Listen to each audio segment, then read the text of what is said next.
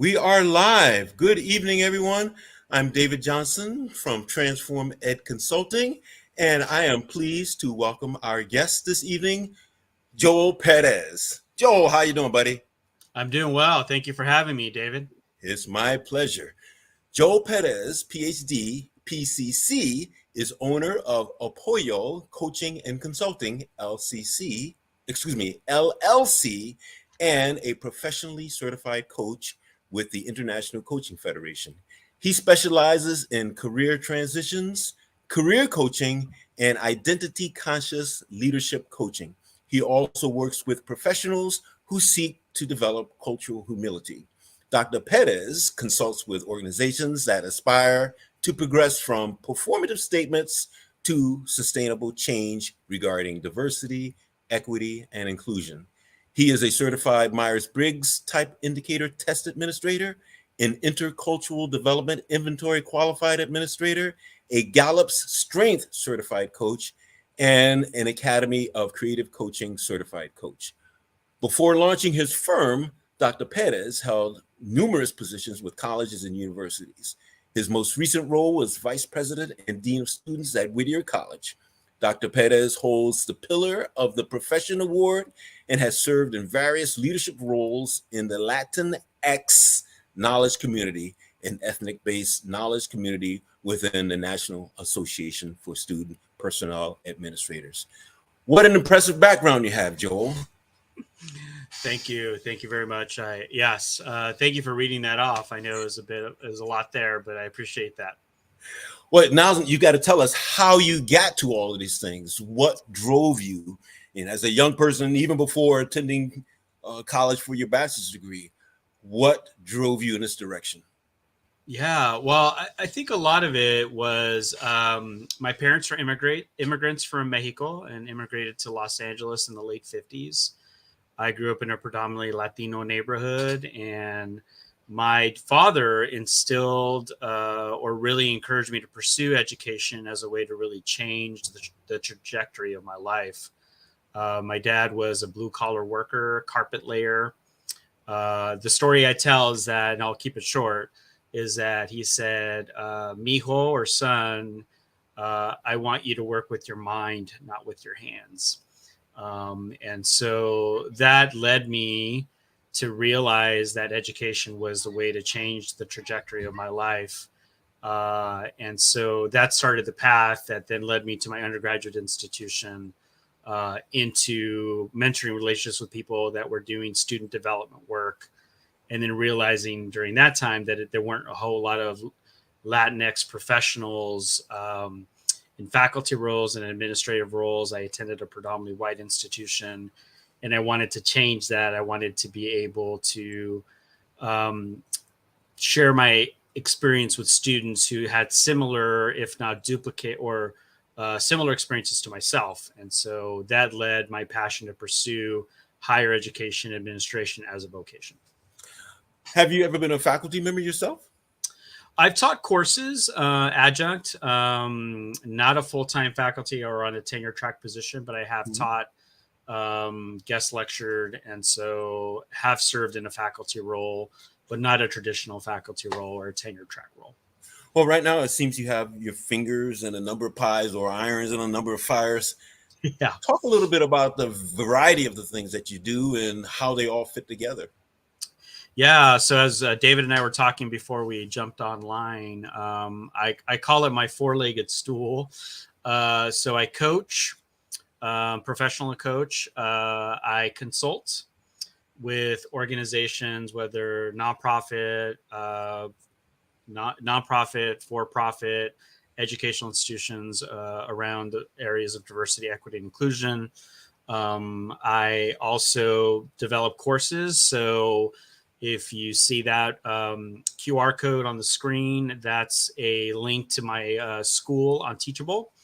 So I have 2 courses that have been recorded that are there. And I also have a course that's floating around on LinkedIn Learning on strategies to develop self-awareness. And then I also teach for the Academy of Creative Coaching, and I teach people who want to be coaches like myself. And so that's what I do. A lot of irons in the fire. That hasn't been always what I've done. Like I said, I worked in higher education, served as vice president, dean of students, and then life shifted and happened, as I say, and I pursued a certification in coaching, and that opened the door for coaching that has grown.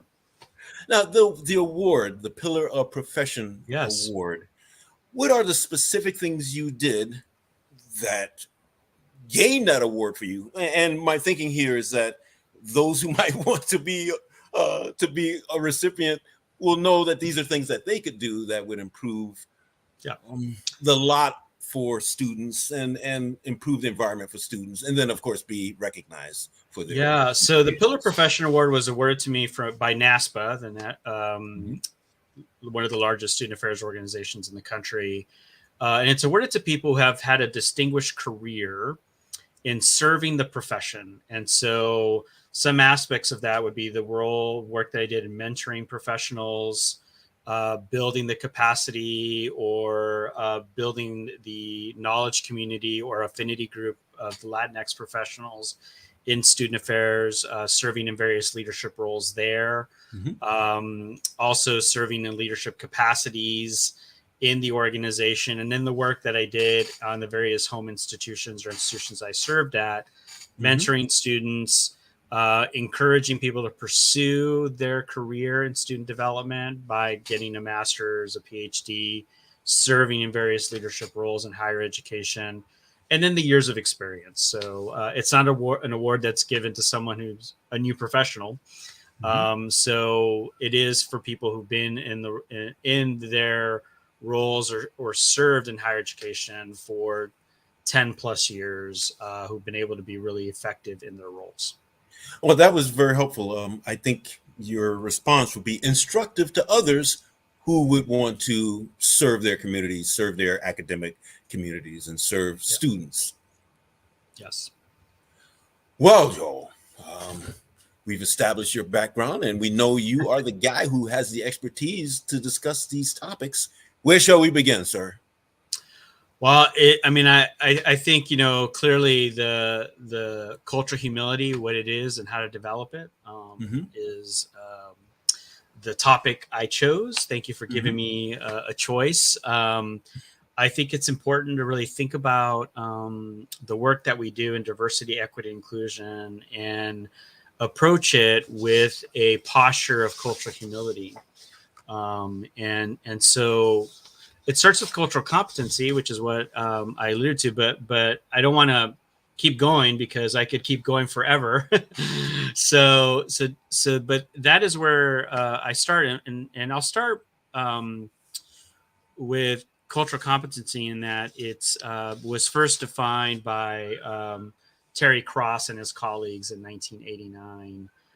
For those of you who are watching who know the research behind diversity and cultural competency, but they termed it as a set of congruent behaviors, attitudes, and policies that come together in a system, agency, or among professionals that will enable that system, agency, or those professionals to work effectively in cross-cultural situations.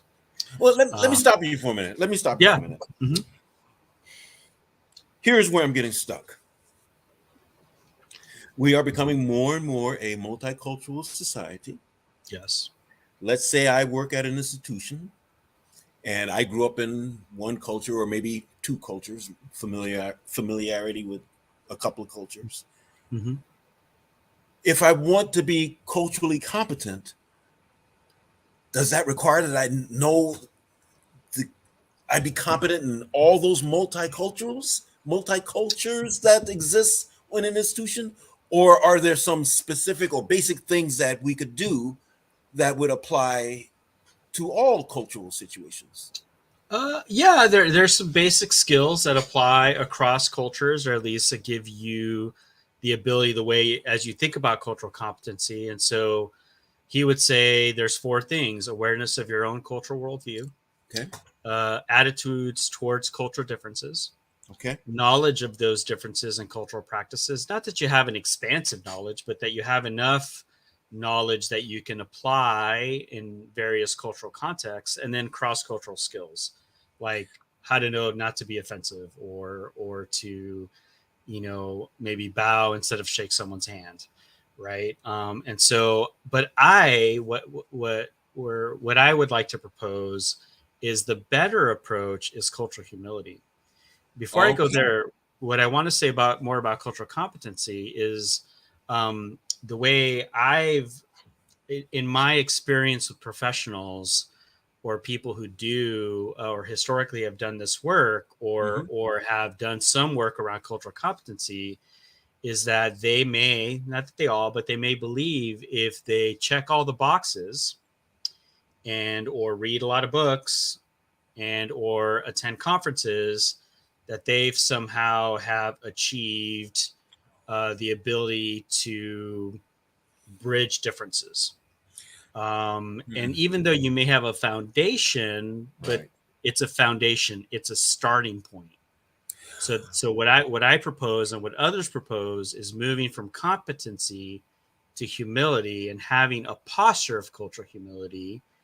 Whereas instead of checking a box, it's about having the willingness to learn, Mhm. to know that you're not always going to have the answers. So what worked 10 years ago may not work now or 10 years from now, Hmm. right? There's And a so, term. go Uh, ahead. there's a term. Years ago, I taught a course, and I can't even remember the name of the course, but it was about differences. And I think even at that time we didn't use the word diversity. But one of the major assignment that I had students do was to pick out a group with whom they had no Mhm. cultural competence. I'll use that word, Okay. and to not only be intellectually informed about it, but to be Hmm. practically informed. To there's and this is the term I can't get. You have someone on the inside, let's say, someone from that culture, and that person acts as your guide, let's say, Hmm. to give you access to that culture so that you can learn firsthand about that particular culture. Do you help me out here, Joel? What is that term and what is that called? You act like an anthropologist in such a case. Well, Well, what are some? I would say what you're describing, David, is probably the early stages of what cultural humility is. In that, just like the term lifelong learning, right? Because we're always learning. Even though I've done DEI, diversity, equity, and inclusion work for 20 plus years, I still have a lot to learn. So it's having that posture of knowing that you don't know what you don't know.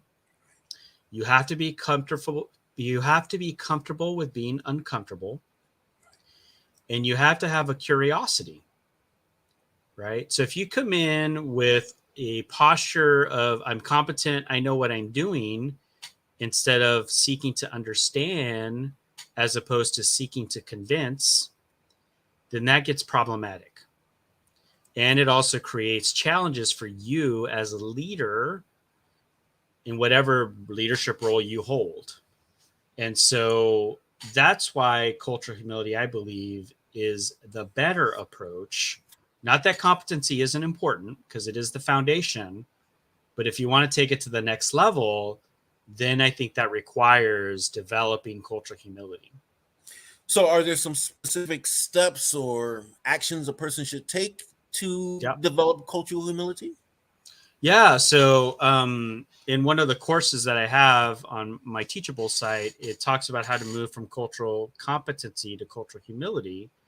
And the steps I talk about, or not that I talk about, but the theorists that term the term cultural humility is lifelong commitment to self-awareness and self-critique, redressing power imbalances in the organizations we serve in, lead in, or have influence in, and lastly, changing the systems to be more inclusive of all communities.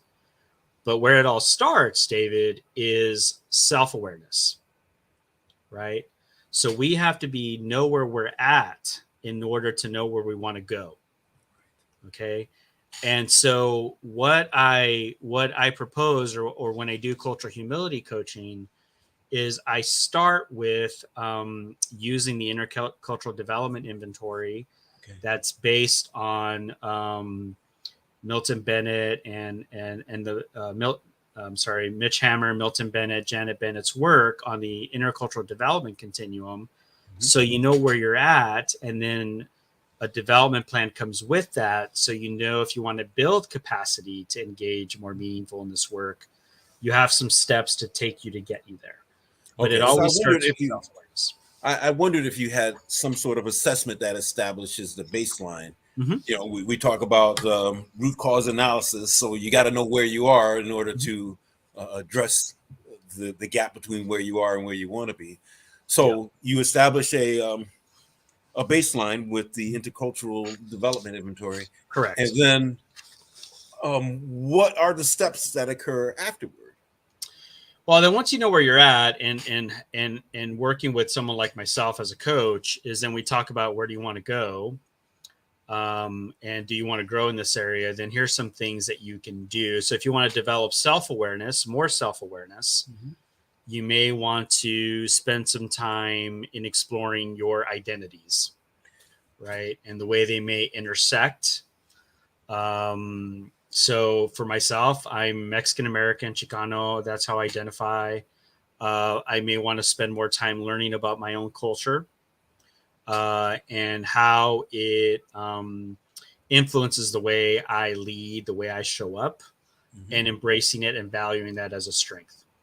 I see. The other piece is other awareness. So you want to develop a skill set to learn about other people, other identities. Again, not necessarily an exhaustive, you know, here's a checkbox, I learned about this community, that community, but at least having the right posture so that you're curious and you ask questions so that you're learning and you're open to difference. Ask questions. Ask questions of whom? Of the people you want to learn more about.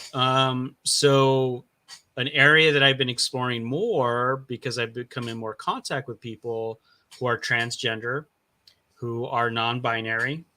And that's a facet or an identity that I don't know much about, but I want to know more about. So sitting in spaces with a posture, again, of learning, not of convincing, and asking questions, and not just asking questions, but then also reading, developing relationships.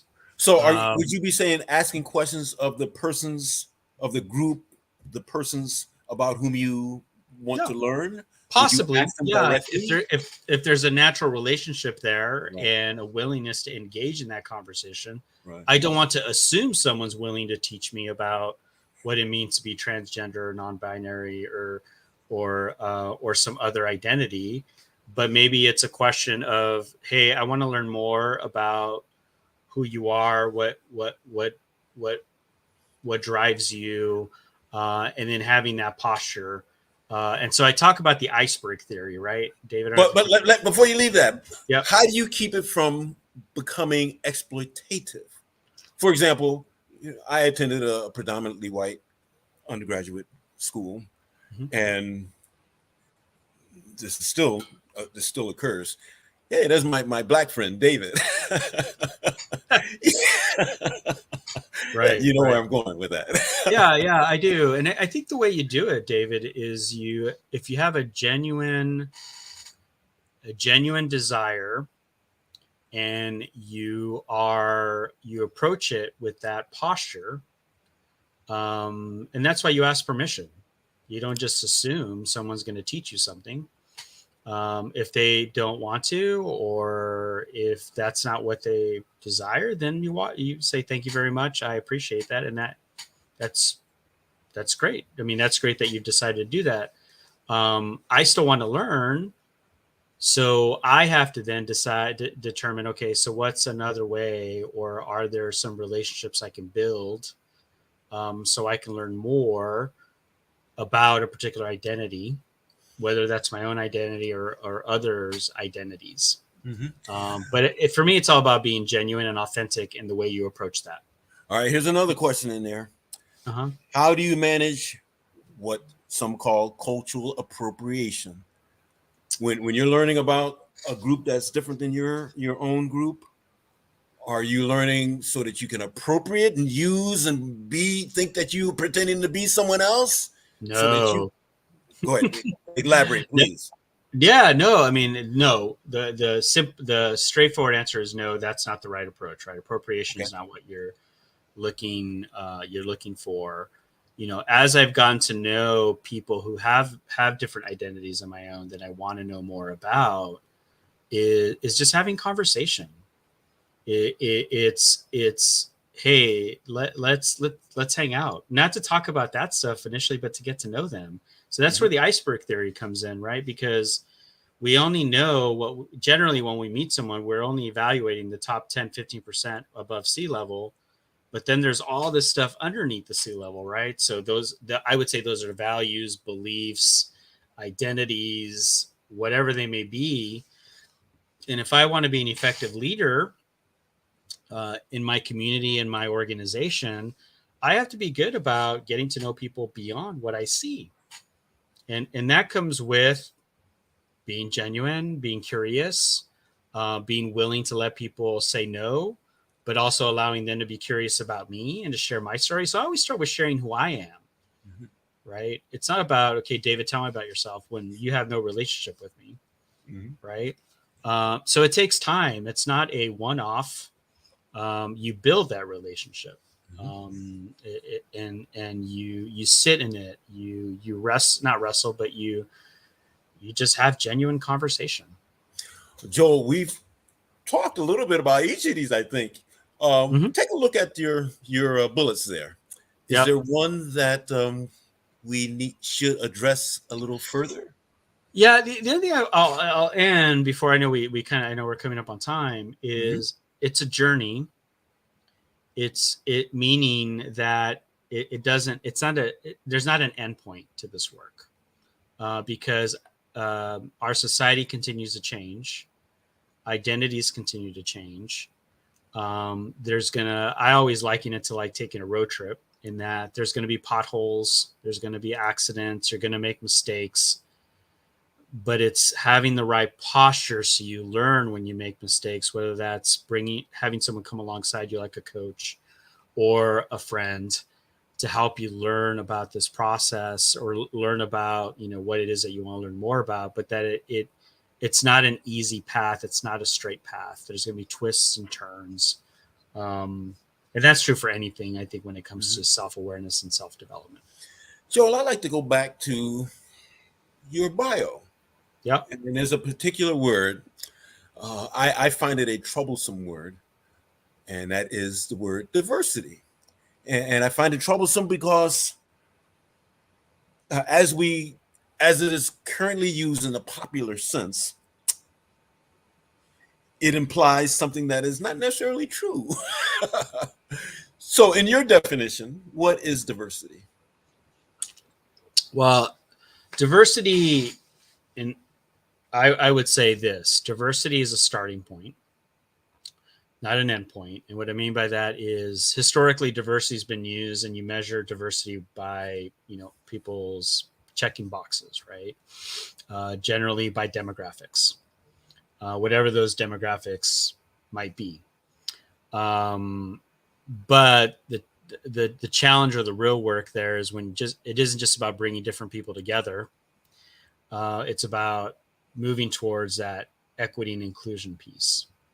So when I think about diversity, I think about demographics, and that's where it's not very helpful, but it's useful because you still got to show progress. You still got to, you still got to show progress, but it doesn't end there. So just because a company has 80% or equally representation around whichever identities they've targeted, that doesn't mean it's an inclusive organization. It just means it looks pretty, right? And that it still may be white dominant centered, and you're not being inclusive of the identities that people hold within that organization. So where it becomes problematic is if you see it as an endpoint. I see it as a starting point.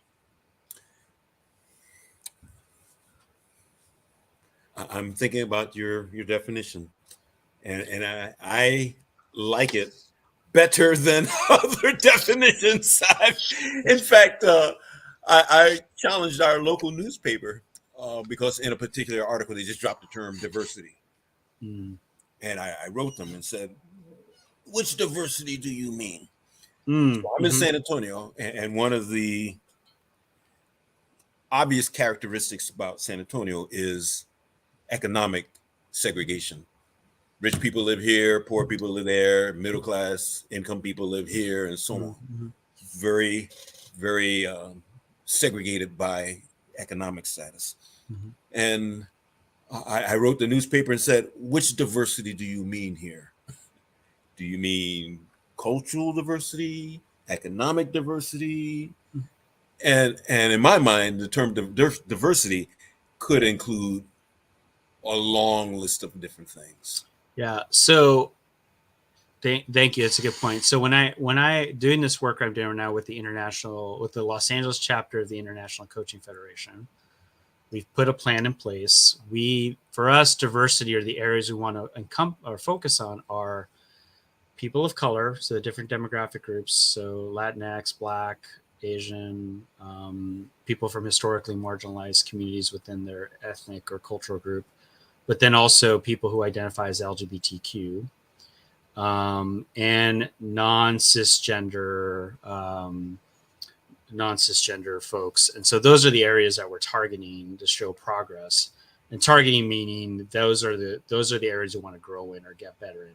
So you do have to define it, because if you just say diversity, like you just said, what does that mean?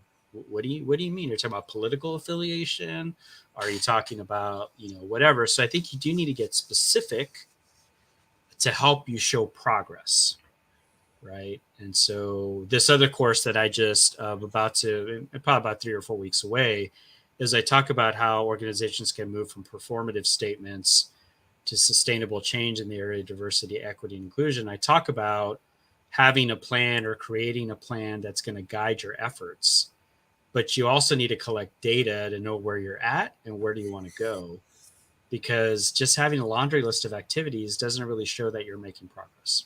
Well, then talk about data for a moment. Seems like data leads us to the trap of counting and not being. Counting to fill out forms the government requires. Okay. So how do we move from the data collection to creating an actual environment that is inclusive and equitable? Yeah, so I would say data is important. You should use data to guide your efforts, not drive them. So you still need to show that you're making progress and you're achieving the goals you've set.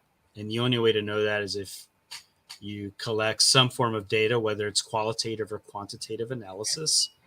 So if an organization's doing a climate study, doing the climate study and then disaggregating by the different identity groups, so we have a real hard time.